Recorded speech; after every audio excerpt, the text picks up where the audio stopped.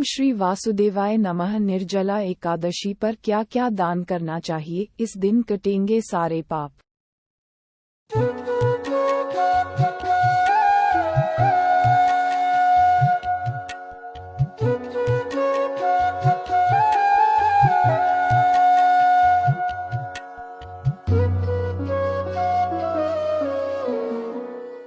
हरे कृष्णा।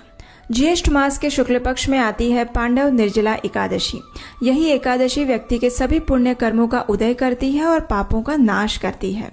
जो व्यक्ति किसी कारणवश संपूर्ण वर्ष की सभी एकादशियों का पालन नहीं कर पाते, वे अगर इस एक निर्जला एकादशी का भी व्रत रख लेते हैं तो उन्हें संपूर्ण वर्ष की एकादशी का फल मिलता है, ऐसा शास्त्रों का कथन है।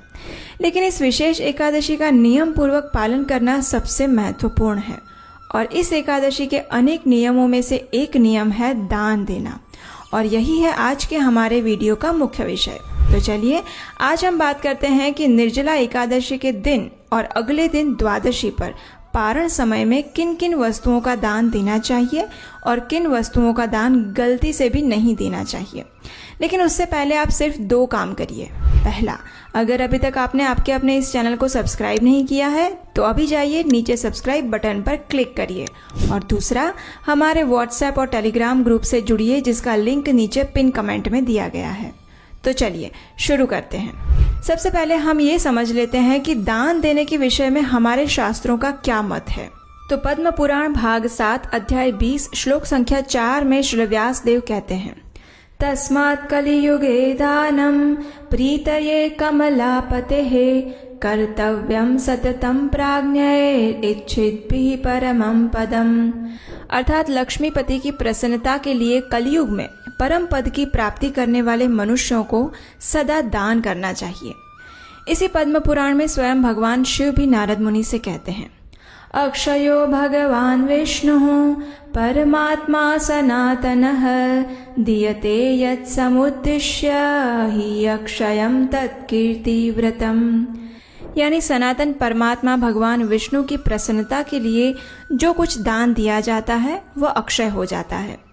और इसके उपरांत स्कंद पुराण में अध्याय 12 श्लोक संख्या 32 में हम सबके लिए कहा गया है, न्यायोपार्जित वित्तेन दशमांशेन धीमता कर्तव्यो विनियोगश्च ईश प्रीत्यर्थ हेतवे। अर्थात प्रत्येक गृहस्थ को अपने न्याय पूर्वक उपार्जित धन का 10वां भाग भगवान की प्रसन्नता के लिए किसी सत्कर्म में लगाना चाहिए। तो चलिए, दान की महिमा के विषय में शास्त्रों का मत सुनने के बाद अब आपके मन में कोई संशय नहीं रह गया होगा कि भाई हर बार हम आपको दान देने के लिए क्यों प्रेरित करते हैं। लेकिन यहाँ प्रश्न ये आता है कि आखिर निर्जला एकादशी के दिन क्या दान दिया जाए। कुछ लोग कहते हैं जल का दान दो, कुछ लोग कहते हैं धन का दान दो, कुछ लोग फल और अन्न का दान देने के लिए भी कहते हैं। तो आखिर वास्तव में शास्त्रों के अनुसार क्या दान देना चाहिए? तो देखिए, एकादशी में दान देने का एक सबसे सरलतम नियम है और वो है एकादशी के दिन आप सिर्फ उन्हीं चीज़ों का दान दीजिए जिसका प्रयोग आप एकादशी में कर सकते हैं, और उन चीज़ों का दान बिल्कुल भी नहीं देना चाहिए जो एकादशी में वर्जित पदार्थ हैं। तो इस नियम के अनुसार देखा जाए तो हम वर्ष की सभी एकादशी तिथि पर अन्न का दान नहीं देते हैं क्योंकि एकादशी पर अन्न वर्जित होता है। लेकिन इस बार तो निर्जला एकादशी है और इसमें तो अन्न के साथ साथ जल भी वर्जित होता है। तो फिर निर्जला एकादशी के दिन जल का दान कैसे दिया जा सकता है, बताइए। आपको कई ऐसे YouTube वीडियोस और लोग मिलेंगे जो आपको कहेंगे कि निर्जला एकादशी के दिन आप जल का मिट्टी का घड़ा भर के दान दो, या फिर जल वाले फल, सब्जियां, शरबत इत्यादि का दान देना चाहिए। लेकिन उन सभी लोगों से हमारा यही प्रश्न है कि जो वस्तु एकादशी के दिन वर्जित है उसका दान आप कैसे कर सकते हैं। तो इसलिए शास्त्रों का मत यही है कि निर्जला एकादशी के दिन आप इन वस्तुओं का दान मत दीजिए। हाँ, इन सभी वस्तुओं का दान देना चाहिए, लेकिन एकादशी के दिन नहीं, अगले दिन द्वादशी पर, यानी जब आप एकादशी का पारण कर रहे हो उस समय। इसके लिए आप पहले से ही तैयारी कर सकते हैं। जब द्वादशी के दिन पारण का समय होता है तब आप अपने नज़दीक के मंदिर में जाकर मिट्टी के घड़े में जल भरकर दे सकते हैं। इसके अलावा आम, तरबूज, खीरा जैसे फल और सब्जियां, नारियल पानी, गुड़ का पानी और नींबू का पानी भी दान दे सकते हैं। एक सबसे अच्छा और अधिक पुण्य प्रदान करने वाला कार्य आप ये भी कर सकते हैं कि जिसने निर्जला एकादशी व्रत किया है उसे आप ये सभी पेय पदार्थ और फल देकर पारण करवाइए। इससे आपको दुगना फल मिलेगा। लेकिन हमारा प्रश्न था कि निर्जला एकादशी के दिन आखिर क्या दान किया जाए। तो देखिए, निर्जला एकादशी के दिन करने योग्य सबसे श्रेष्ठ दान है विद्या का या ज्ञान का दान। इस दिन आप भगवत गीता और श्रीमद् भागवतम ग्रंथों का दान दे सकते हैं। इन वैदिक ग्रंथों की शिक्षाओं के प्रचार हेतु दान दे सकते हैं।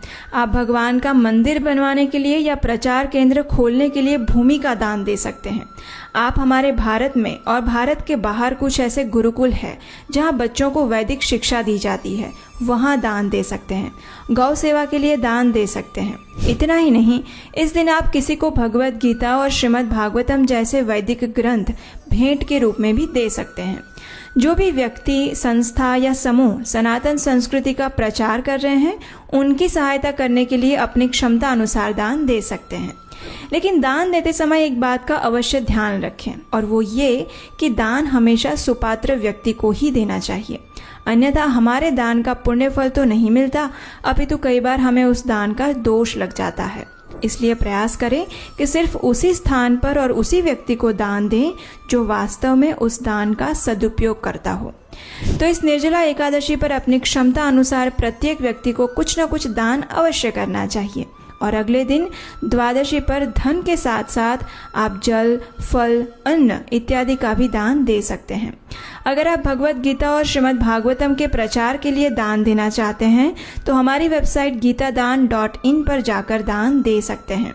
आपके द्वारा दिए गए उस दान का उपयोग वैदिक ग्रंथों का वितरण करने और प्रचार के लिए किया जाता है।